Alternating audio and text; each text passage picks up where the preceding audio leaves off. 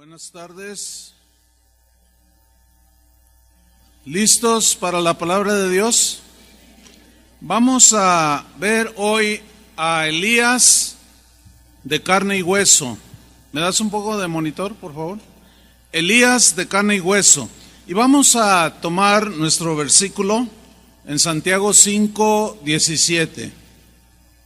Dice así, me sigue allí por favor. Dice que Elías era hombre sujeto a pasiones semejantes a las nuestras, y oró fervientemente para que no lloviese, y no llovió sobre la tierra por 3 años y 6 meses. Y otra vez oró, y el cielo dio lluvia, y la tierra produjo su fruto. Sin duda, hermanos, que Elías es uno de los personajes más conocidos de las Escrituras, y dentro de la historia de Israel es uno de los personajes centrales. Elías era un hombre excepcional. ¿Por qué? Porque era un hombre que amaba a Dios con todo su corazón. Él había aceptado el llamamiento a ser profeta de Dios. Era un hombre de una fe realmente notable. En su vida estuvo rodeada de milagros extraordinarios. En una ocasión multiplicó el aceite y lo dio a una viuda para alimentarla, resucitó al niño de una viuda, oró y provocó que la lluvia no cayese, después oró otra vez y llovió. O sea, su vida estaba rodeada de manifestaciones de Dios, de apoyo de Dios de una manera muy notable. Pero también la Biblia nos revela que Elías era un hombre sujeto a pasiones semejantes a las nuestras, era un hombre con debilidades semejantes a las nuestras. Elías era como usted o como yo. En la versión al día, Santiago 5:17, que es nuestro texto, lo traduce de esta manera. Elías, dice, era un hombre con debilidades como las nuestras. Es decir, que se entristecía, se desanimaba, se frustraba, lloraba, se alegraba, igualito a nosotros. La Biblia nos muestra, por un lado, fíjate, que la fe, por un lado, podemos ser gente de fe, pero también muestra que esa gente de fe, como nosotros, al igual que Elías, tenemos debilidades como seres humanos que somos, y aunque somos hijos de Dios, seguiremos luchando con estas debilidades. Se puede ser un hombre de fe, se puede ser una mujer de fe al mismo tiempo,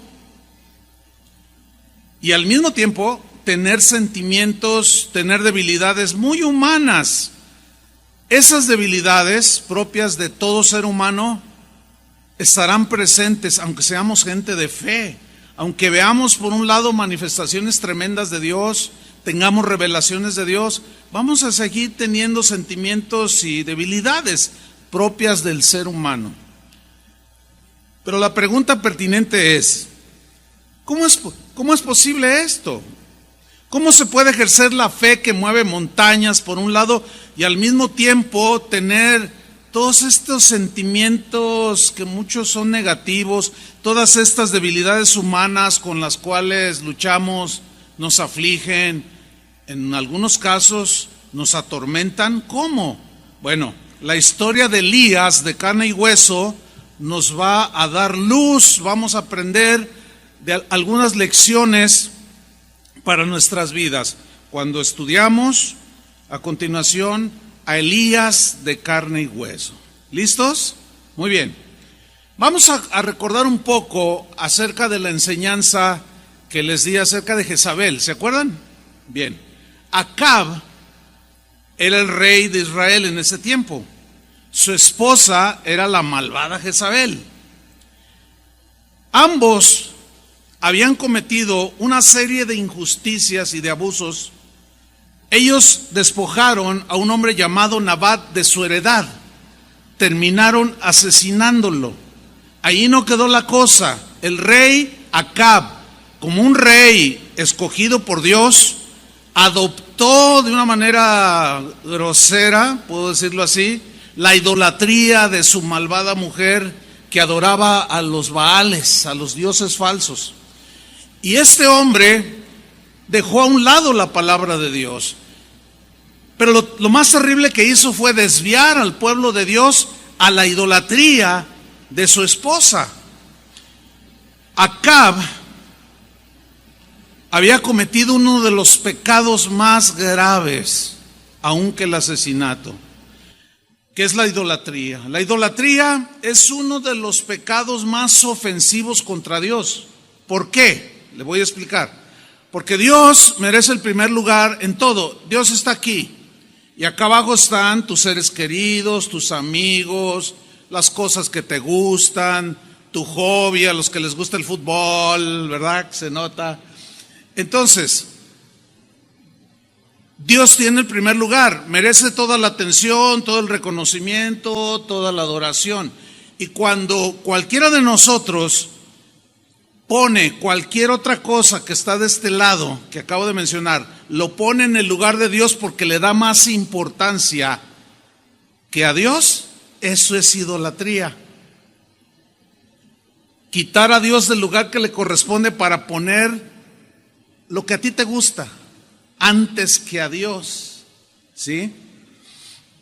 Bien, esto ahí en el contexto. Hay un momento en el capítulo 18, si vamos ahí, versículo 17, cuando la Biblia nos narra acerca de uno de los triunfos, de las victorias más impresionantes que un profeta pudo haber tenido contra la idolatría o contra un rey idólatra.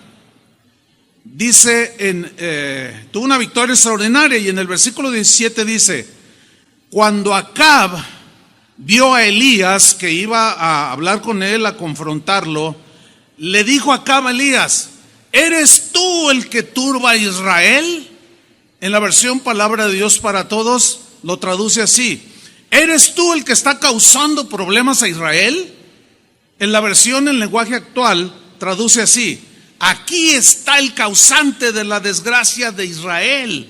En otras palabras, Acab está acusando al profeta de Dios de que el pueblo andaba todo mal, de que el pueblo estaba sufriendo, y culpa a Elías. Aquí hay un principio. El culpable que no tiene argumentos siempre va a acusar a otros, nunca va a asumir su responsabilidad, nunca la asume, y siempre le echa la culpa a los demás. Y así estaba Acab. Ahora, ¿qué le respondió Elías? Dice el versículo 18: y él respondió: yo no he turbado a Israel. O como dicen las otras traducciones: yo no he causado problemas en Israel. Yo no soy el causante de la desgracia de Israel. De ninguna manera, Acab. Yo no he turbado a Israel, sino tú, le dice, tú eres el que ha turbado. Y la casa de tu padre, o sea, tu familia, empezando por la malvada de tu mujer.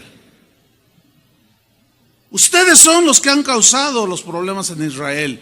Y luego le dice la razón: dejando los mandamientos de Jehová y siguiendo a los Baales. Ahí está la idolatría. Porque cuando le das a otra cosa el primer lugar, ya iniciaste con tus dioses. ¿Sí? Entonces tú has dejado la palabra de Dios, has dejado los mandamientos del Señor: no te harás imagen, no tendrás dioses ajenos delante de mí, y tú ahora los tienes, has hecho caso a la voz de tu mujer. Y dice en el versículo 19: envía pues, le dice Elías a Acab, envía pues ahora y congrégame a todo Israel en el monte Carmelo, y los 450 profetas de Baal y los 400 profetas de Acera que comen de la mesa de Jezabel.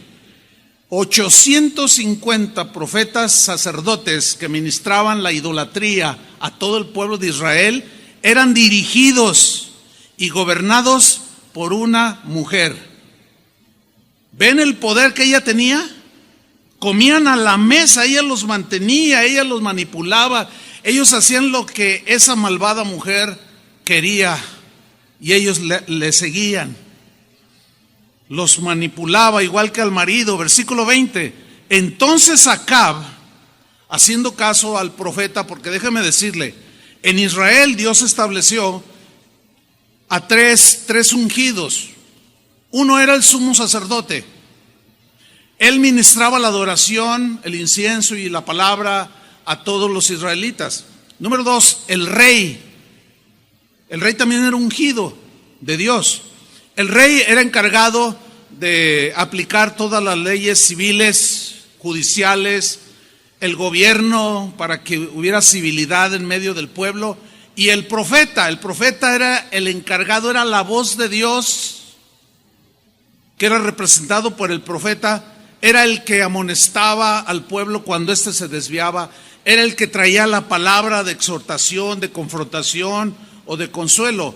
Pero un rasgo que distingue el mensaje del profeta en el Antiguo Testamento era el de siempre estar mandando voces de alerta cuando el pueblo se desviaba. Y Elías era un profeta de Dios, y Acab era un rey que Dios había establecido también. Los dos eran ungidos, pero Acab se estaba desviando y la voz profética tenía que llegar, y llegó por boca de Elías. Entonces, por eso cuando le dice, reúneme al pueblo, Acab hizo caso, porque reconocía que Elías era el profeta de Dios. Entonces le dice en el versículo 20, entonces Acab convocó a todos los hijos de Israel y reunió a los profetas en el monte Carmelo. Y acercándose Elías a todo el pueblo, subrayo, el pueblo se refiere al pueblo de Dios escogido, a Israel, que en ese momento se habían vuelto a la idolatría por la mala dirección de su líder, de su rey. Le dice pues, dijo en el 21 al pueblo, ¿hasta cuándo? Imagínense al pueblo así oyendo al profeta, y su presencia era impactante, la presencia de Elías, y los reta, los desafía y les dice, ¿hasta cuándo? Dice, ¿claudicaréis vosotros entre dos pensamientos?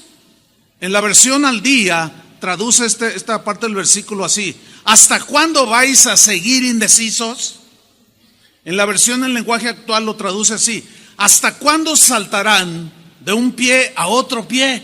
O sea, un pie en Cristo un día y otro pie en el mundo. Un pie allá en Zapopan y otro pie acá con el Señor. Dice, no, decídanse, no pueden estar con un pie en un lado y otro pie. No pueden estar así. Tienen que afirmarse. Además, ustedes son el pueblo de Dios. Ahora yo les pregunto a ustedes, ¿ustedes son pueblo de Dios? ¿Son parte del cuerpo de Cristo? Los que están con un pie aquí y otro acá, decídanse. Ahora estoy aplicando la voz profética. Decídanse. Ya no pueden estar jugando entre dos pensamientos, entre dos actitudes. No, decídanse. Les dice en el versículo 21, si Jehová es Dios, les dice, síganlo. Y si Baal es Dios, pues vayan en pos de él. Y el pueblo no respondió palabra, estaban todos así como, híjole, ahora Elías viene agresivo. Pues claro. Versículo número 22. Y Elías volvió a decir al pueblo, o sea, estaba insistiendo con el pueblo de Dios. Les dice, solo yo he quedado profeta de Jehová. Más de los profetas de Baal hay 450 hombres. Dénsenos pues 2 bueyes. Escojan ellos uno y córtenlo en pedazos y pónganlo sobre la leña. Pero no pongan fuego debajo. Y yo prepararé el otro buey y lo pondré sobre la leña. Y ningún fuego pondré debajo. 24. Invocad luego vosotros, le está diciendo al pueblo de Israel que se había desviado, invocad luego vosotros el nombre de vuestros dioses, de sus baales, de sus ídolos a los cuales se habían desviado. Los van a invocar. Y yo invocaré el nombre de Jehová. Y el Dios que respondiere por medio de fuego, ese es Dios. Otra versión dice, ese es el Dios verdadero. Y todo el pueblo respondió diciendo, bien dicho. O sea, aceptaron el reto. Fíjate, el pueblo de Dios les dice, no claudiquen. Ok, vamos a comprobar quién es el Dios verdadero. Y les dice lo que acabamos de leer, lo dicen, órale, vamos a ver quién es el. O sea, ellos seguían confiando en los Baales. Increíble, increíble. Ok, bien dicho, vamos a hacerlo. A ver quién es el Dios, ¿se imaginan? Terrible apostasía. Dice en el versículo 25, entonces Elías dijo a los profetas de Baal, escogeos un buey y preparadlo vosotros primero, pues que sois los más, o sea, ustedes son muchos más, e invocad el nombre de vuestros dioses, mas no pongáis fuego debajo, no. Y ellos tomaron el buey que les fue dado y lo prepararon e invocaron el nombre de Baal desde la mañana. Se cree que aproximadamente eran las 6 de la mañana cuando estaba amaneciendo. Desde la mañana hasta el mediodía. O sea, 6 horas, dice.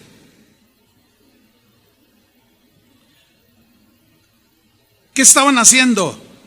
Diciendo, Baal, respóndenos durante 6 horas. Baal, respóndenos, Baal, respóndenos. Pero no había voz. ¿Por qué? Porque los ídolos de ellos tienen ojos y no ven. Tienen boca y no hablan. Tienen manos y no palpan. Tienen pies y no caminan. Y semejantes son todos aquellos que confían en los ídolos. No puede un leño, no puede un pedazo de metal, de plata o de oro o de yeso hablar. Y dice que durante 6 horas no había voz ni quien respondiese. Entre tanto ellos andaban saltando cerca del altar que habían hecho. Imagínenselos, saltando, brincando, ¿verdad? Alrededor, invocando y gritando, Baal, respóndenos, Baal, respóndenos, y nada. Aconteció al mediodía, o sea, 6 horas después, ellos seguían brincando y Elías se burlaba de ellos, dice, diciendo, gritad en alta voz. Esto es irónico lo que está diciendo, porque Dios es. Quizás está meditando o tiene algún trabajo y lo oían y ellos brincando y danzando. Y Elías diciendo, o tiene algún trabajo por ahí, o a lo mejor va de camino, o tal vez se durmió. Y hay que despertarle, dice. Y aquellos, dice, versículo 28, y ellos clamaban a grandes voces, ya eran unas voces desaforadas totalmente.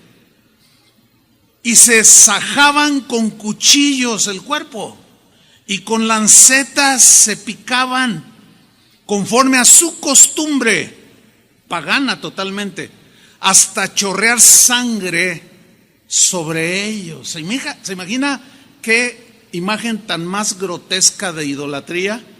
Pues en nuestros tiempos no es muy lejano a esto. ¿Cuántos hemos visto en Semana Santa, por ejemplo, y en muchos lugares de adoración pagana, a gente yendo de rodillas por 1 kilómetro, llegando a los altares con las rodillas floreadas, ensangrentados? ¿Cuánta gente no se golpea las espaldas? Se pican, se cortan, para que su Virgen, para que su Dios, para que su Santo los escuche. Todo eso es idolatría, estimados hermanos. Sigo leyendo. Versículo 29. Pasó el mediodía y ellos siguieron gritando frenéticamente hasta la hora de ofrecerse el sacrificio. Otras 6 horas. ¿Se imaginan ustedes? 12 horas brincando, clamando y nada. Pero no hubo ninguna voz, ni quien respondiese ni escuchase. Entonces dijo Elías a todo el pueblo, después de casi todo el día, dice, acérquense, vengan a ver lo que voy a hacer, acérquense todos. Y todo el pueblo se acercó, y él arregló el altar de Jehová que estaba arruinado, porque ya no lo usaban. hacían sacrificios a los Baales. Y él empezó a arreglarlo.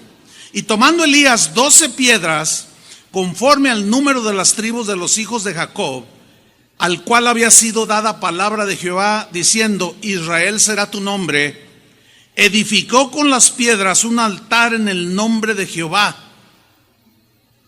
Cada piedra que él iba poniendo allí, dice que eran 12, vino a la mente sin duda de todo el pueblo idólatra, apóstata. Yo soy de una tribu, tú eres de una tribu, como queriendo hacer por medio de esa acción que recapacitaran también. Ustedes son de las 12 tribus de Israel, ustedes son el pueblo de Dios. ¿Qué han hecho? Y sigue construyendo Elías el altar. Y dice que en el versículo 32, edificó con las piedras un altar en el nombre de Jehová. Después hizo una zanja alrededor del altar en que cupieran 2 medidas de grano, o sea, bastante profundo. Preparó luego la leña y cortó el buey en pedazos, lo mismo que hicieron los profetas de Baal, y lo puso sobre la leña y dijo: llenad 4 cántaros de agua. Vamos, traigan 4 cántaros y derramadlas sobre el holocausto y sobre la leña. Y dijo, y una vez que lo hicieron, dijo: háganlo de nuevo. Y otra vez lo hicieron. Y dijo aún: háganlo la tercera vez. Y lo hicieron la tercera vez. O sea, quedó todo empapado de agua aquel sacrificio. Versículo 35. De tal manera que el agua corría alrededor del altar y también se había llenado de agua la zanja. Cuando llegó la hora de ofrecerse el holocausto, se acercó el profeta Elías, todos mirando, y dijo, fue una invocación, así como los profetas falsos invocaron a sus dioses. Ahora el profeta de Dios dice: Jehová Dios de Abraham, Jehová Dios de Isaac y de Jacob, o Israel, sea hoy manifiesto que tú eres Dios en Israel. Y como dice una versión, que tú eres el Dios verdadero, e Israel le sirve. Y que yo soy tu siervo, yo soy un verdadero hombre de Dios, un verdadero profeta. Sea hoy manifiesto que tú eres, yo soy tu siervo, y que por mandato tuyo he hecho todas estas cosas. Esta última frase que acabo de leer, que por mandamiento tuyo he hecho todas estas cosas, quiero enfatizarlo de la siguiente manera. Hay muchas historias en la Biblia de las cuales la misma Biblia dice que fueron escritas para nuestra enseñanza. Pero muchas historias como la que estamos leyendo no existe, o no, son historias nada más que narran lo que sucedió, pero no son mandamientos para que hagamos lo mismo. Hay un montón de historias, por ejemplo, como la famosa episodio cuando Dios le dice a Josué: denle 7 vueltas a Jericó y luego griten y se va a caer los muros, y así lo hicieron. Bueno, nos está narrando lo que Dios les dijo a ellos que hicieran. Aquí Elías dice: esto que estoy haciendo, Dios me mandó que lo hiciera. Y aquí quiero mencionar algo. Un error que cometemos los cristianos es tomar estas historias y tratar de repetirlas. Por ejemplo, ¿cuántos de nosotros no hemos sabido de reuniones que se hacen a nivel ciudad o qué sé yo, y vamos a darle 7 vueltas a la ciudad, vamos a darle 7 vueltas a la catedral para que se caiga? Y ahí sigue la catedral. Vamos a darle 7 vueltas a la ciudad para que caiga los muros del narcotráfico, y hoy está más próspero que nunca. ¿Por qué? Porque Dios no nos mandó eso a nosotros. A nosotros nos mandó ir a predicar. La única manera que una persona puede cambiar es cuando se convierte a Cristo, no tumbando catedrales ni tumbando así, diciendo cosas. Así no es la guerra, hermanos. En ese tiempo era literal. En el tiempo de nosotros es una guerra espiritual. Acuérdense que no tenemos lucha contra personas, sino contra huestes espirituales de maldad. Y la lucha, la guerra, ¿cómo es? es espiritual. Entonces aquí es muy importante que tomemos en cuenta esta frase, porque por mandato tuyo he hecho todas estas cosas. O sea, no es un invento de él, no es algo que se le ocurrió. Vamos a hacerle como le hizo Elías. Vamos a hacer como lo hizo Josué. Vamos a hacer como... No es así. Sigo leyendo. Versículo 37. Respóndeme, Jehová, respóndeme, para que conozca este pueblo que tú, oh Jehová, eres el Dios, o el Dios verdadero, y que tú vuelves a ti el corazón de ellos. ¿Por qué les digo eso? En otra versión dice, porque Dios quiere volver el corazón de los que se habían desviado, lo quiere volver hacia Dios, hacia Él mismo. Escúcheme bien esto, hermanos. Dios está más interesado en tu corazón, que tú le des tu corazón. Él está más interesado en que tú estés espiritualmente sano. Dios está más interesado en tu futuro eterno que en tu bienestar terrenal. No tengo la menor duda de eso. ¿Por qué? Porque lo terrenal se va. Lo terrenal se nos escapa de las manos, o simplemente cuando nos morimos no nos llevamos nada. Entonces Dios está más interesado en que tu corazón se lo entregues a Dios. Por eso Elías les decía, ¿hasta cuándo van a estar claudicando? Decídanse, no pueden estar en un pie y luego en otro. Denle todo su corazón al Señor. Hace 15 días fue el primer partido de México en el Mundial.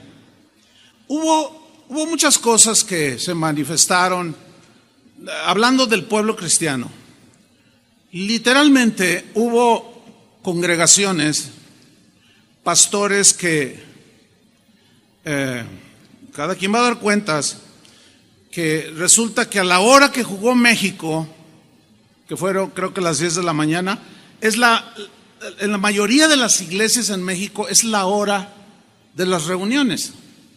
Pues algunos pastores, algunos guías tipo Acab, ¿saben qué hicieron? Suspendieron la reunión para pasarle por la pantalla donde se proyecta, así como esa, para pasarles el partido de fútbol. ¿Saben qué es eso? Júzguenlo ustedes. ¿Qué es prioritario? ¿Qué no es Dios en primer lugar? Bajar, no, es que hicimos la reunión 3 horas después. O sea, le dieron, a ver, supongamos que ustedes vienen ese día, o sea, hace 15 días como hoy. Ahorita estaría, bueno, como a las 11 estaría jugando, ¿no? Durante la alabanza. Pero entonces decimos, no, la alabanza, Julio, cállate la boca y vamos a pasarles el partido a los hermanos para que estén bien a gusto. Porque al pastor le gusta el fútbol. Pero ¿qué si me gustaran los toros? ¿Y qué si me gustara la lucha libre? Piensen, pueblo de Dios. Algunos de ustedes tuvieron, pues como saben que hay reunión el sábado, pues dijeron, híjole, no juega México a la hora de... No, voy al sábado, y pues estaba a reventar esto. Bueno, ustedes tuvieron un buen pretexto, ¿no? Pues no, yo ya oí la palabra, pero otros no, otros de plano bajaron a Dios y se quedaron viendo el partido. Mire, yo no le estoy reprochando nada, pero cuando necesite, pídale a Guardado, al Chicharito que ore por usted. Sí, porque luego cuando se les ofrece, ahora sí quieren que Dios responda. Es un corazón idólatra, hermanos, se los tengo que decir con claridad. Si no, los estaría engañando. Y Dios me demandaría a mí. Hubo pastores que me llamaron y me dijeron: pastor, ¿cómo estuvo la asistencia en tu servicio a la hora del partido? Le dije: pues estuvo dentro de todo bien, pero sí, hubo gente. Me dice un pastor de aquí, de una colonia aquí cercana, dice: yo tengo como 220, dice, había como 20, dice. Le digo: híjole, ¿no estarás haciendo como Acab, tú? No, pasó, ¿cómo crees? Yo no los estoy desviando, pero son bien idólatras. Bueno, ahí tienes que trabajar para volver el corazón de la gente hacia Dios.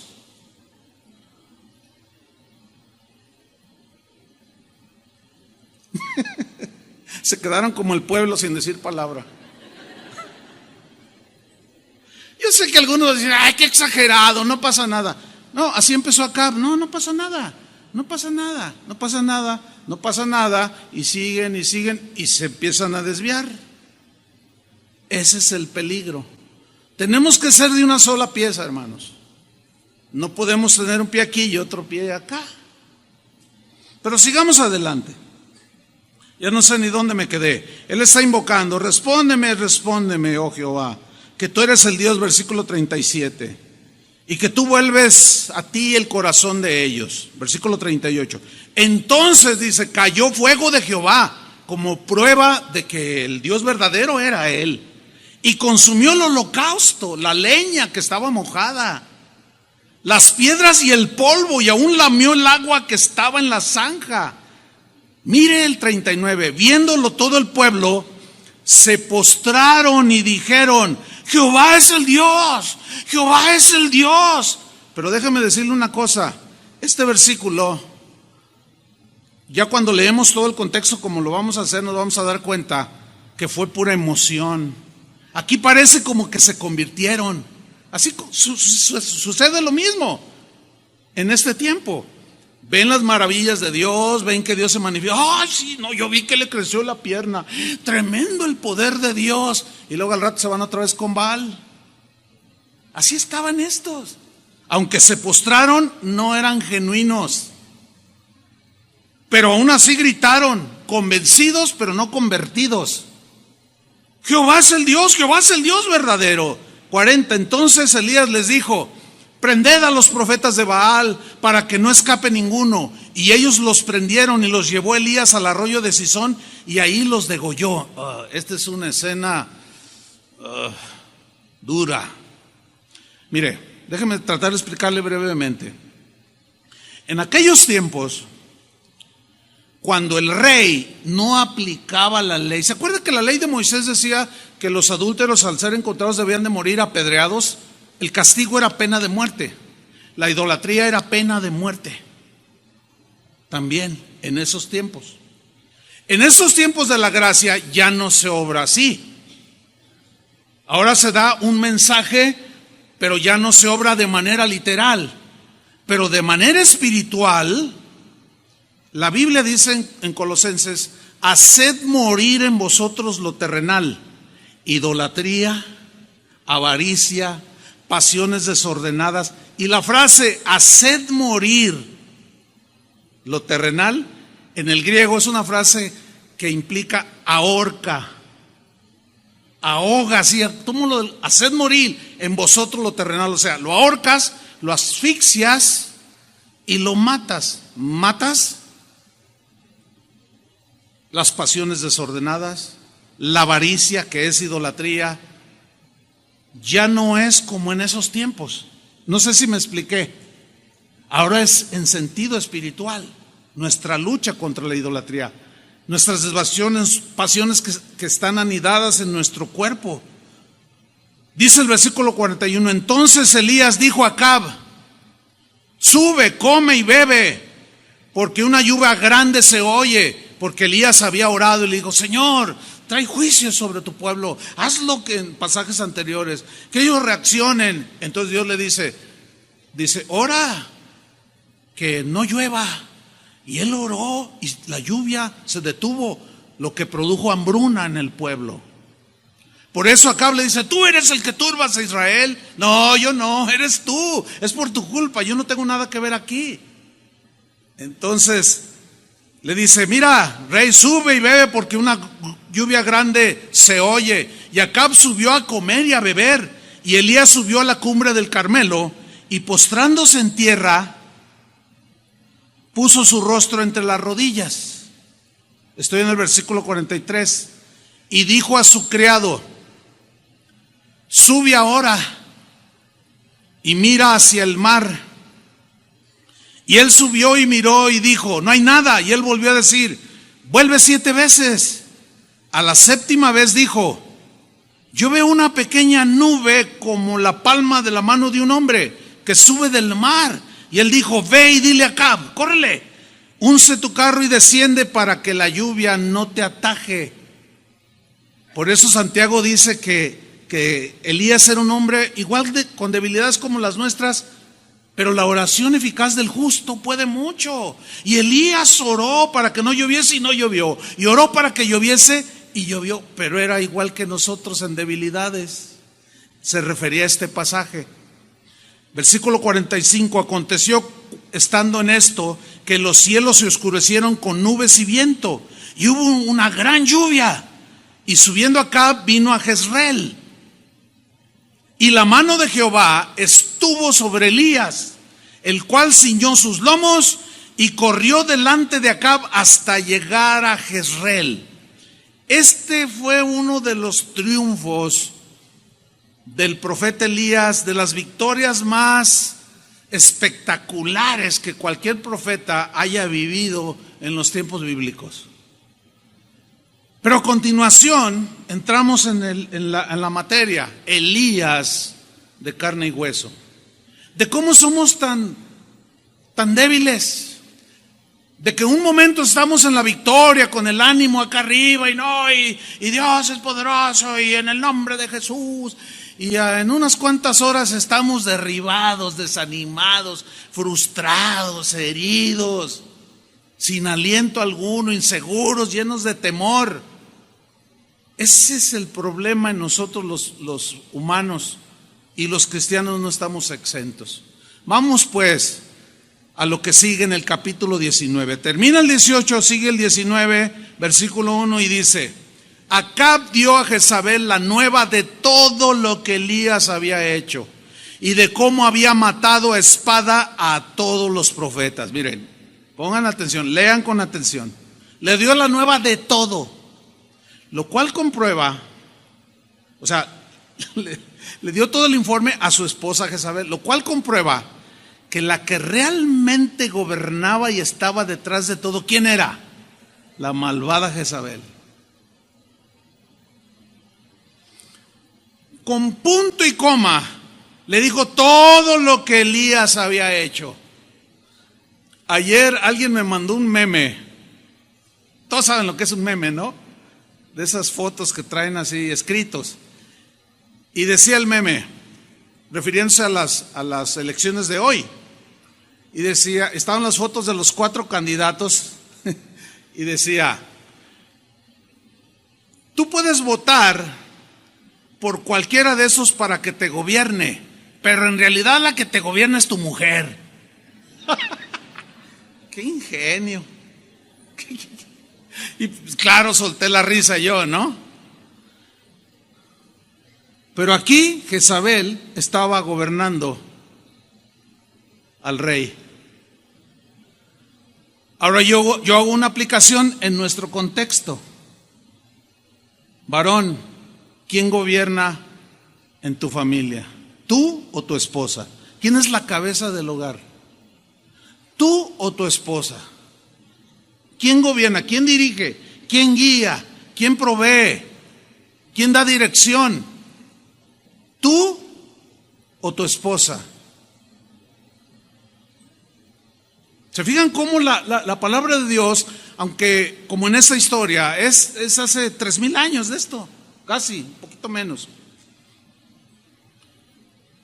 ¿Cómo tiene actualidad el mensaje de Dios? Porque son las acciones de los hombres las que Dios rechaza y las buenas acciones las que Dios acepta de los seres humanos. Y Él puso un orden en la familia. Entonces va y le reporta todo. Y en el versículo 2 se ve cómo ella era la que gobernaba. Porque mire usted lo que dice. Entonces envió Jezabel a Elías un mensajero, diciendo: así me hagan los dioses. Aunque mudos, ella seguía confiando en ellos. Así me hagan los dioses y aún me añadan, si mañana a estas horas yo no he puesto tu persona como la de uno de ellos.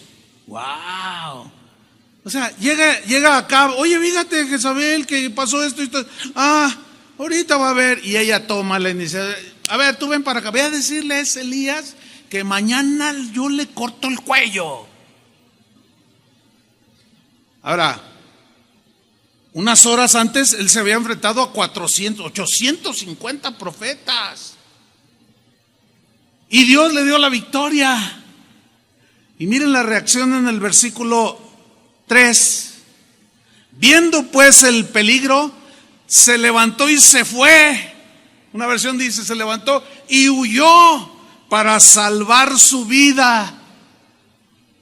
A ver, aquí hay algo inexplicable.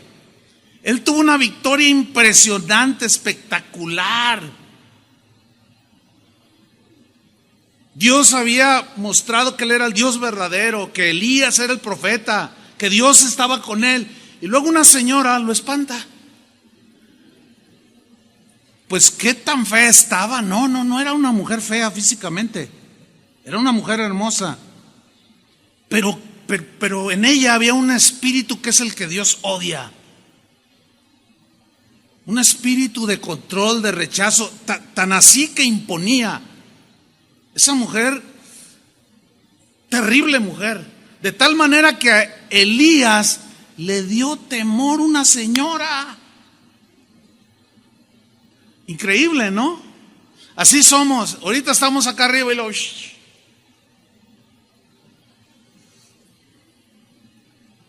Y se fue para salvar su vida.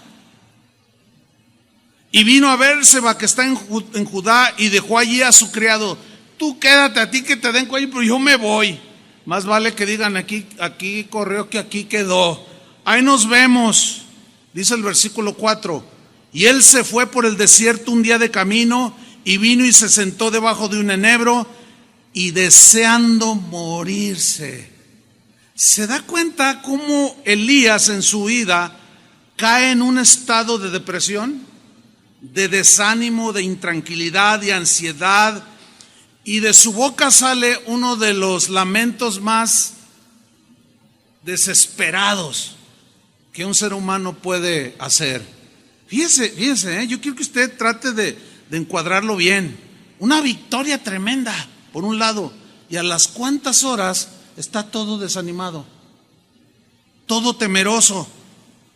Y él le dijo al Señor, o sea, se sentó debajo de un arbusto y quería morirse. Y dijo: basta ya, Jehová, ya, quítame la vida, pues no soy yo mejor que mis padres.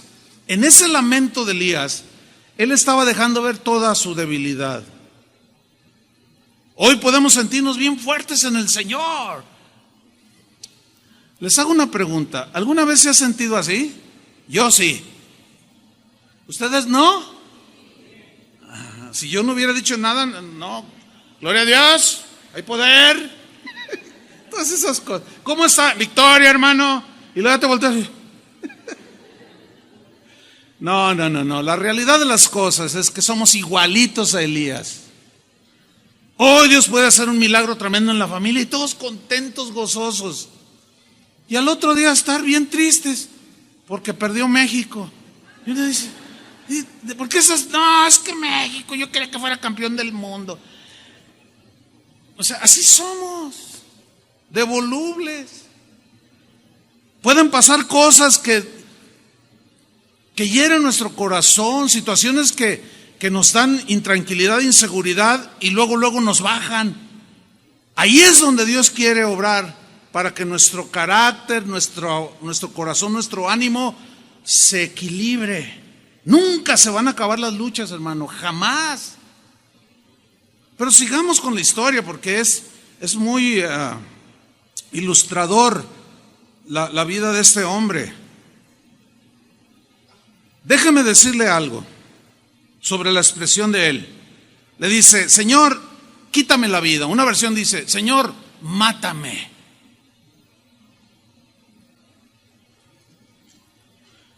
Hay en internet circulando una doctrina que es salida del infierno mismo, hermanos. Y seguramente algunos la han escuchado.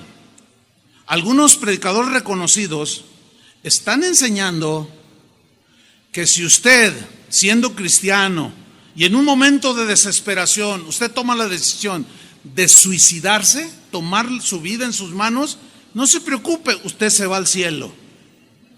¿Cuántos han visto estos videos? Un buen número. ¿Saben a dónde lleva eso? Déjenme tratar de explicarlo. Elías estaba tan desanimado que dijo, Señor, ya mátame, ya me quiero morir, pero jamás pensó en el suicidio. Tampoco Jeremías pensó en el suicidio. Tampoco Pedro, ni tampoco Pablo. Ningún hombre de Dios, ninguna mujer de Dios pensó en el suicidio. Ellos tenían bien conscientes, no matarás. ¿Y cómo se atreven estos predicadores a torcer la escritura y a decir, bueno, te puedes adelantar, pégate un tiro? No lo dicen así, obviamente. Pero en el momento que te dicen, no, pues tu salvación está segura, no pasa nada, tú te puedes dar un tiro, te cuelgas, hacer lo que tú quieras y ya te vas con el Señor. ¿De veras no pasa nada? Déjame decirle esto, en Casa de Oración rechazamos rotundamente esa doctrina que viene directamente del infierno o de la mente perversa de algunos. Porque eso provoca, fíjense, después de esa declaración, hubo una serie de suicidios alrededor del mundo, de gente que creía eso. Pero la Biblia es clara, los únicos que se suicidaron fueron gente como Judas, como Saúl, gente que decía que tenía temor de Dios, pero no amaban a Dios. Entonces, un verdadero cristiano nunca tomaría su vida en sus manos, jamás. Y rechazamos rotundamente esa doctrina, porque invita a tomar la vida por uno mismo. Y Elías, aquí nos está comprobando, Señor, ya no aguanto esta vida. Mátame, le dice, llévame contigo ya no quiero estar aquí. Pero ¿qué sucede? Dios le respondió a la oración. Esas oraciones Dios nos las responde. Ya veremos por qué, versículo 5. Y echándose debajo del enebro, después de todo eso que dijo, se quedó dormido. Y el quedarse dormido en la noche es normal, pero luego todo el día. Y luego sigue la noche, y luego amanece, y otra vez. Esa es una señal de la depresión, de la incertidumbre, del desánimo que en ese momento la persona está. Y es un estado terrible. Emocionalmente, psicológicamente, espiritualmente es un estado de desesperación. Yo creo que todos en algún momento en nuestra vida hemos sentido la depresión. Estamos acá hasta abajo, aunque ayer Dios haya hecho un tremendo milagro. Porque ese es propio del ser humano. Pero hay que tratar de equilibrarlo. Vamos a seguir leyendo. Se quedó dormido y aquí un ángel le tocó y le dijo, levántate, come. Aquí vemos cómo empieza actividad angelical. ¿Se acuerdan de la serie de los ángeles? Que dice la Biblia que Dios los tiene a favor nuestro, lo cual implica que Él no nos abandona, aunque estemos en el lugar de depresión allá en el fondo, Él está allí, Él está allí. Que tú no lo sientas, que tú no lo percibas, no significa que no esté Él allí, ni sus ángeles, allí están cuidándote. Dice el versículo 6, entonces él miró, o sea, el ángel llega y lo toca, come, le dice. Él miró y aquí a su cabecera una torta cocida, un pan, sobre las ascuas y una vasija de agua, y comió y bebió y volvió a dormirse. Siguió en su depresión. Ahora, noten que él ni se inmutó cuando el ángel le tocó y lo vio. se levantó. O sea, su depresión era tal que no le permitía ser objetivo, porque se entiende que vio al ángel que le tocó y lo toca y lo ve y le dice: mira, come, allí hay comida. Y él vio, va y come, bebe y se vuelve a acostar. Ni se inmutó. Ya entonces la percepción de lo espiritual no lo captaba en su esencia. Sigo leyendo. Vuelve a dormirse. Versículo 7. Y volviendo el ángel de Jehová. ¿Quién es el ángel de Jehová? Ya lo estudiamos. ¿Quién es? Cristo. En el Antiguo Testamento. Revelaciones de Jesús en el Antiguo Testamento. Y volviendo el ángel de Jehová la segunda vez. O sea, fíjense el cuidado de Dios. Dios insistió en levantar el ánimo de su profeta. Lo tocó diciendo: levántate y come, porque largo camino te resta. Se levantó pues y comió y bebió, y fortalecido con aquella comida, mire, sucedió otro milagro, hermano. Caminó 40 días y 40 noches, los entendidos dicen que eran aproximadamente 500 kilómetros, hasta Horeb, el monte de Dios, que es el Sinaí, es el mismo donde Dios se le reveló ¿a quién? ¿A quién le dio la ley en ese monte? A Moisés. Pero yo quiero resaltar la frase: levántate y come, o sea, fortalécete.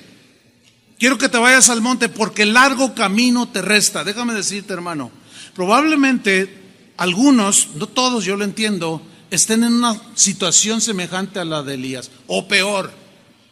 Y hasta a lo mejor tú dices lo que todo el mundo dice: ay, estoy en una situación que no se la deseo ni al peor de mis enemigos. Claro, cuando estamos ahí en ese estado, para nosotros es lo peor que estamos viviendo.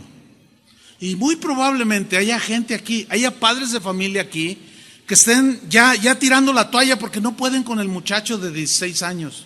Ya se le puso al tiro, ya hasta le tiró un golpe y el papá lo esquivó. Ya no sé qué hacer con él, pastor. Y el Señor te dice con la voz profética: levántate, fortalécete, porque largo camino te resta. No puedes dejar a tus hijos sin crianza. No puedes dejar a tus hijos sin dirección. No abandones a tu esposa. No abandones lo que tienes que hacer. Pero estoy muy mal. Pero levántate y come. Y esa torta que para Elías fue fortaleza física, ese pan, para nosotros el pan es Jesús. Es su palabra. Si tú y yo comemos diario de la palabra de Dios, del pensamiento de Dios, nos estaremos fortaleciendo. Como esta comida, literal en este caso, lo hizo caminar, un milagro impresionante. 40 días y 40 noches. ¿A qué horas durmió, oiga? Y caminó y caminó y caminó y caminó. Pues ¿qué comió? ¿Dónde venden ese pan para comérmelo? Ese pan simboliza a Jesús. ¿Entiende? Si usted siempre come de Él, de su palabra, usted siempre va a estar fortalecido. Descuide a Dios, prefiera el partido de fútbol a Dios, usted está descuidando la mesa. No va a tener la fortaleza. Y luego cuando vienen los problemas, usted está débil. Aparte de nuestra debilidad, nuestra fe tiene bajo voltaje, no está en toda su potencia, y eso se añade a que caigamos todavía más profundo. Tremendo esto, hermano. Pero Dios seguía cuidando de su profeta. Así es que, hermanos, yo no sé cuánto tiempo les quede a ustedes de vida, pero levántense, no se pueden quedar ahí en su depresión, en su desánimo. Largo camino les resta. A cada uno tenemos que cumplir el propósito que Dios tiene para nosotros en esta tierra. Entonces Elías camina y se va hasta el monte Sinaí, el monte de Dios. Y miren lo que sucede.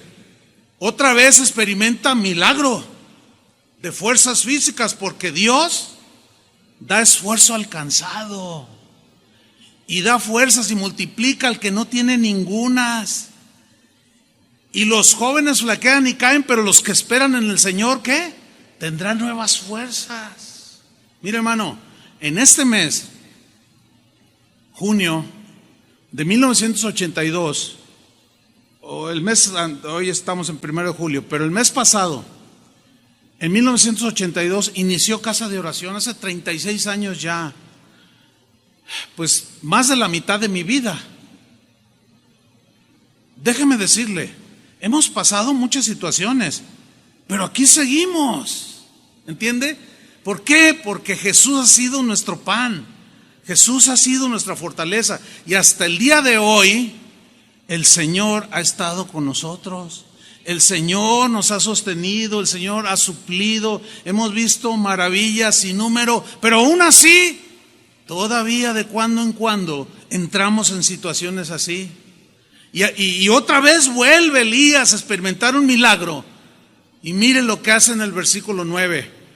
Llega al monte Sinaí y ahí se metió en una cueva donde pasó la noche. Una cueva.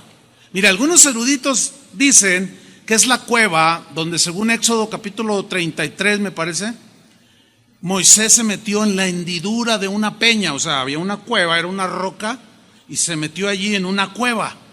Bueno, allí fue y se metió en una cueva. Y vino a él palabra de Jehová, lo subrayo, vino palabra de Jehová, el cual le dijo: ¿qué haces aquí, Elías?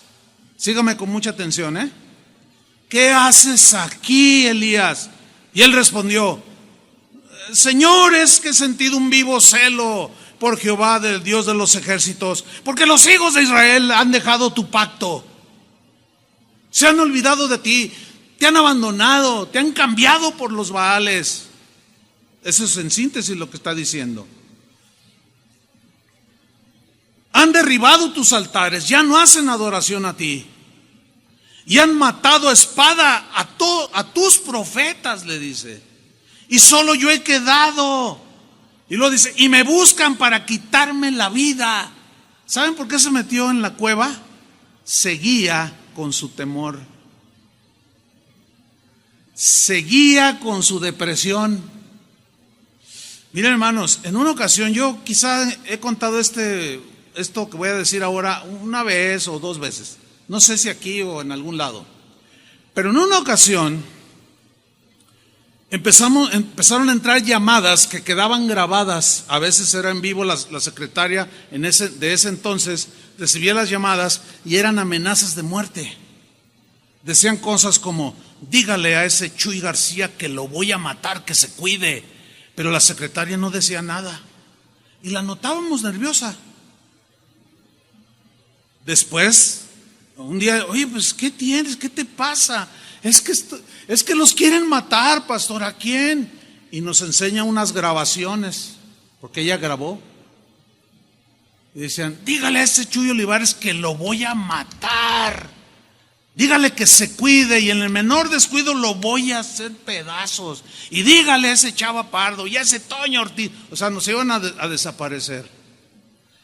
En ese momento mi ánimo estaba como el de Elías con los 450 profetas. Eso dice: pero no te preocupes, Dios está con nosotros.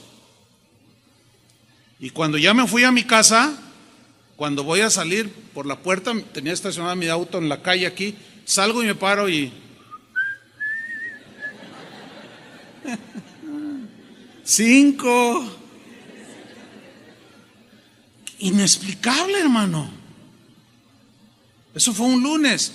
El domingo anterior habíamos tenido unas reuniones como las que Dios siempre nos ha regalado aquí, llenas de su presencia, llenas de palabra y todo. Y al rato estoy yo allí, voy conduciendo y se acercaba una moto y yo: ay, ¿a qué hora saca la pistola y me da allí? Qué terrible es eso, hermano.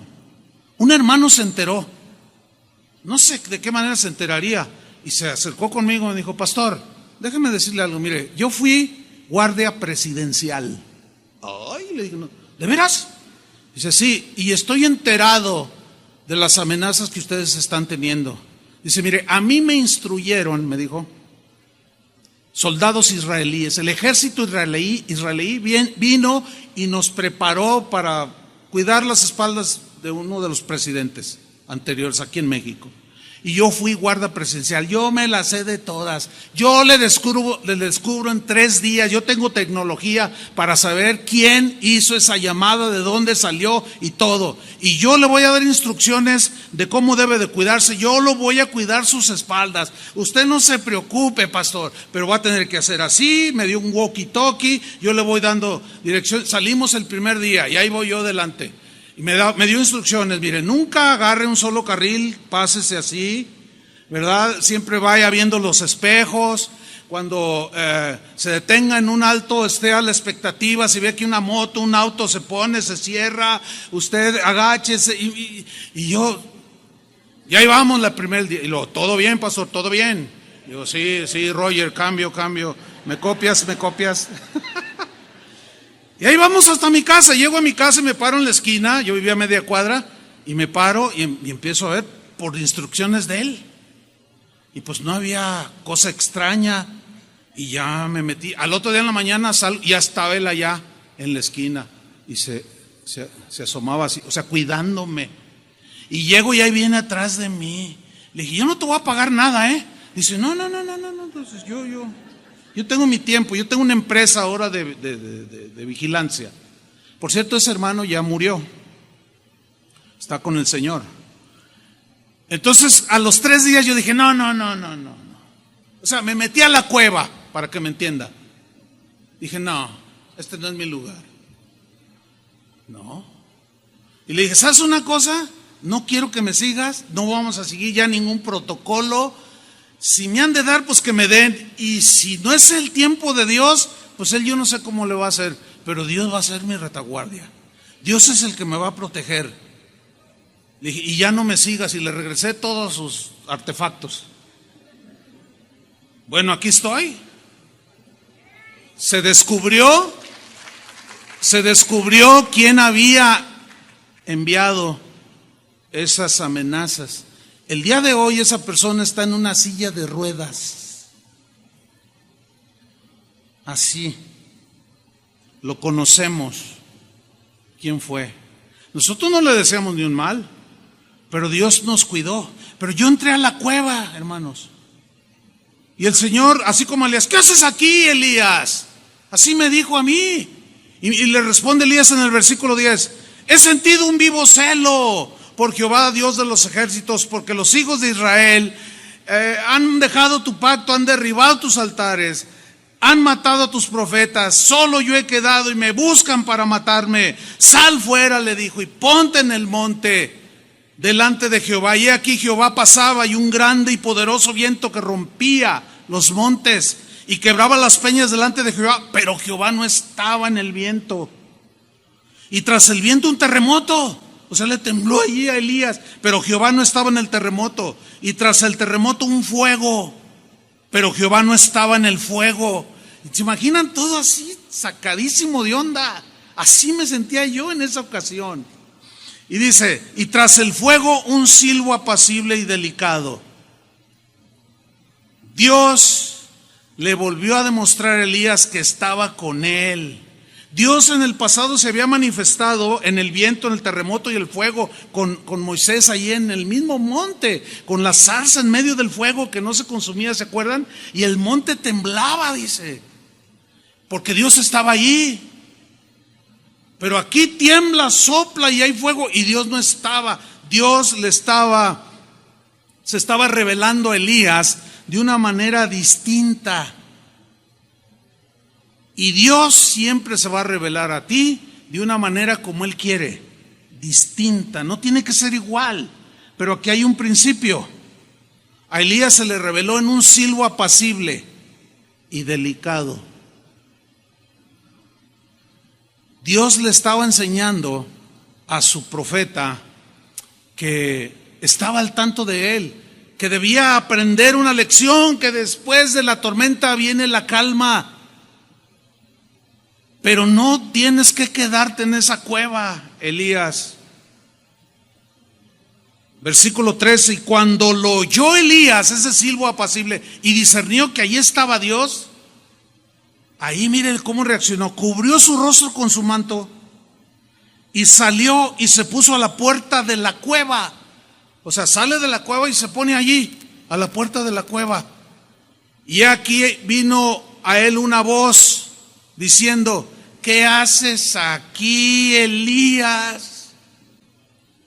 ¿Qué estás haciendo en la cueva? ¿Qué vemos aquí? Que todavía, a pesar de la manifestación reiterada de que Dios estaba con él, Elías no reaccionaba. Y así nos pasa, hermanos, a nosotros. Nos cuesta trabajo levantarnos. El profeta repite su lamento: Señor, ay, mira, por eso estoy aquí. Elías vemos que sigue centrado en sí mismo, en su depresión, en lo que él veía a su alrededor. Mira, hermano, el problema no es meterse a la cueva. El problema es que te metas y nunca salgas. Porque Dios entiende que nos metemos a la cueva de cuando en cuando, porque ahí nos sentimos protegidos de todo lo que sentimos que el mundo nos agrede o que alguien nos está calumniando y nos deprime, y nos metemos a la cueva, le echamos la culpa a los demás, pero estamos ahí en la cueva. Hermanos, hay cristianos que permanecen en su cueva de amargura porque fueron heridos y ya no quieren ser heridos y van y se meten a la cueva. El problema es que ahí se quedan. Otros se meten a la cueva del temor, y siempre es gente que tiene temor. Y el Señor dice: ¿qué haces en esa cueva del temor? ¿Qué haces en esa cueva de amargura, de rencor? ¿En cuál cueva estás ahorita tú? Necesitas salir ya de esa cueva. ¿Qué haces aquí, Elías? Y le responde en el versículo 14: he sentido un vivo celo de Jehová, Dios de los ejércitos, porque los hijos de Israel han dejado su pacto, han derribado tus altares y han matado a espada a tus profetas, y solo yo he quedado y me buscan para quitarme la vida. ¿Qué no está repitiendo lo mismo que dijo en el versículo 10? ¿Ha hablado usted con personas que conoce por años y algo les pasó hace 10 años? Y durante 10 años le ha oído repetir lo mismo. ¿Conoce gente así? Yo sí. O sea, hablas con ellos y ¿cómo estás? Pues es que ahora ya me enteré que fulano de tal, ¿te acuerdas del que te conté? Otra vez la misma. Ya, perdona, ya deja eso, avanza, ya deja todas tus amaduras. Pero que quién sabe qué, es que siento celo vivo de los ejércitos, Jehová. Es que ya estás. Dicen boruca y media, pero siguen en la cueva, repite y repite, pero no salen de la cueva. Y Dios le dice en el versículo 15, le dijo Jehová: ve, le dice, vuélvete, o sea, regrésate por el desierto de Damasco, toma tu camino, regrésate. Elías había intentado huir no tan solo del peligro, sino también de sus responsabilidades como profeta. Y Dios comienza a insistirle a Elías que no debe de alejarse del pueblo de Dios. De nada sirve un profeta alejado del pueblo al que debe estar amonestando. De nada sirve. Mire, se lo voy a poner así. Es como si yo me meto a una cueva. Porque, ay, qué mala onda, cambiaron al Señor por un partido de fútbol. No, este pueblo no entiende. Yo soy un hombre celoso de Dios y me meto en mi cueva de amargura. Y de pronto estoy ahí en la cueva y digo: no, ¿saben qué? Ahí nos vemos. Y me voy a Tijuana, me voy lejos. Y estando allá, ¿qué haces acá? Tú deberes estar allá. Tú eres un pastor, eres el pastor de casa de oración. No, pero ya viste cómo te cambiaron por un partido de fútbol. Ya salte de esa cueva y regresa. Insiste, síguelos formando. Sígueles insistiendo que quiero sus corazones. No me sirves acá lejos. Regrésate, Elías. ¿Y qué hizo Elías, hermanos? Se regresó, porque Dios le insistió que no abandonara su responsabilidad. Hermano, no abandones tu responsabilidad como padre. Es difícil criar hijos, yo lo sé, pero no abandones a tu esposa, porque es como Jezabel, hermano. Bueno, pues trata de de que la cosa se balancee y toma tú el control en amor, en disciplina, amonestación del Señor. Pero no abandones, regrésate de donde te quedaste y no tires por la ventana lo que te corresponde hacer. Hay hombres que son atacados en su trabajo porque me dicen aleluya y se burlan de mí, que ya no voy a ir a trabajar, y no piensan que al dejar de trabajar dejan de llevar el pan para los hijos y al rato son asiduos clientes del Monte de Piedad. Y la necesidad empieza a hacer mella en la familia. ¿Y todo por qué? Porque abandonaste tu responsabilidad. Y aquí Elías fue lo que hizo, se fue lejos, huyó por el temor, por lo que haya sido. Y yo le dije, salte de allí, Elías, y regrésate a donde debes de estar. Y Dios le insiste. ¿Por qué? Porque Dios tenía un propósito para Elías como lo tiene para cada uno de nosotros. En el versículo 15, y le dijo Jehová, ve, vuélvete por tu camino, por el desierto de Damasco, vas a atravesar otra vez, pero te vas a regresar y llegarás, le dice. Te quiero allí de nuevo. Pero miren ahora la tarea. Y ungirás a Hazael por rey de Siria. El profeta era el único autorizado por Dios para ungir a un rey de una nación. Y ya no había profetas. Él era el único que quedaba. Había otros 7,000 que no habían doblado su rodilla, ¿verdad? Pero él era el único profeta que quedaba. Y vas a ungir, en el versículo 16, a Jehú, hijo de Nimsi, lo ungirás por rey sobre Israel, en lugar de Acab. Y a Eliseo, hijo de Safat, de Abel Mehola, ungirás, lean con atención, para que sea profeta en tu lugar.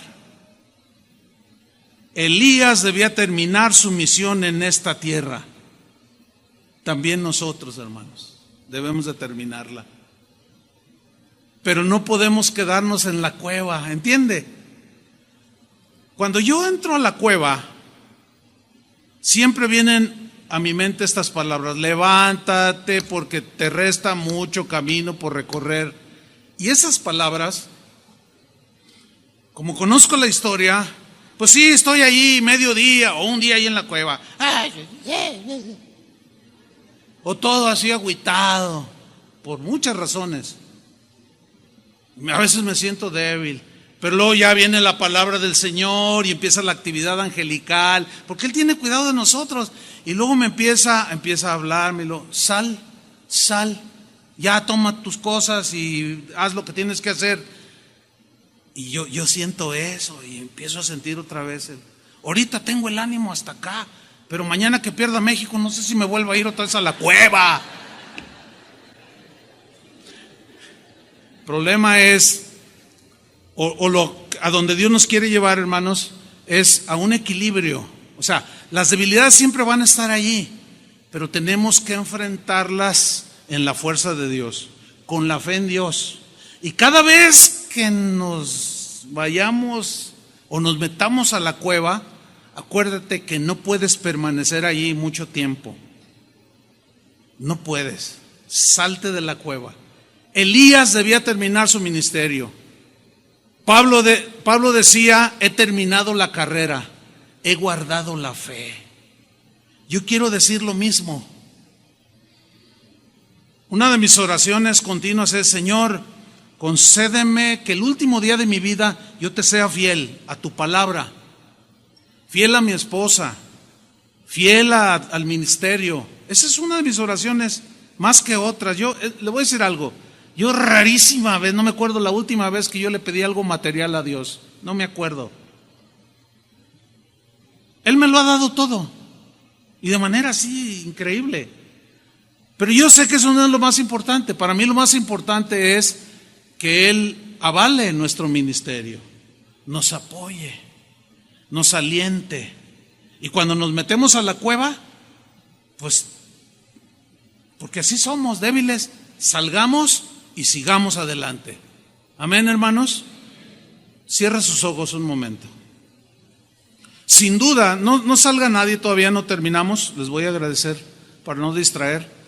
Además, el llamamiento final es importante.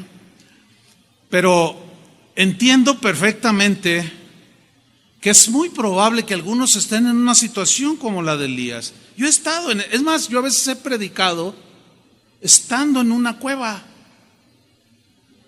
pero también he aprendido a no hacer caso de eso y salgo y expongo y pongo todas mis ganas, toda mi confianza, y Dios siempre ha respondido, y Dios nos va a responder como le respondió Elías, porque nuestro Dios, nuestro Señor Jesucristo es el Dios verdadero. ¿Cuántos dicen amén? Así es que si hay alguno aquí que está en su cueva, que está en esa situación, póngase de pie, no le dé vergüenza, porque pues así somos. Yo mismo les he dicho, yo he entrado muchas veces a la cueva y siempre así como Elías, ¿qué haces ahí? Ya sal, anda, perdona y sigue adelante, anda, haz esto y ya, sigue adelante. Y hasta este día Dios nos ha ayudado. La Biblia dice que cuando un hermano llora, debemos llorar con él. Porque así como hemos sentido lo que ellos ahorita sienten, pues qué alentador es que alguien ore por nosotros, ¿no es cierto? De manera que vamos a orar por nuestros hermanos que están de pie. Hay un buen número de personas. Ahora los que están sentados, voy a pedir que miren a su alrededor y va a haber alguna o algunas personas que necesitan pues la oración. Allí vamos a ser como un profeta del Señor, donde vamos a ir y vamos a orar, así como Elías oraba por su pueblo, así como Ezequiel intercedía por el mismo pueblo, y así como el Espíritu de Dios nos ha alentado a nosotros. Pero sí quiero decirles algo, hermanos, desechen de su mente la idea de suicidio, porque te vas a ir al infierno si tú lo haces. Te vas a ir al infierno si tú lo haces. No lo hagas. Confía en el Señor. Oremos por nuestros hermanos. Ayudemos a sacarlos de la cueva. Por la palabra de Dios, así como Jesús le dijo a Lázaro, sal, y salió de la tumba, así la palabra de Dios te ha dicho hoy, sal y sigue tu camino. Padre, en el nombre de Jesús te damos muchas gracias por tu palabra, Señor, que es nuestro pan de cada día, que nos fortalece, que nos dirige, nos guía, nos exhorta.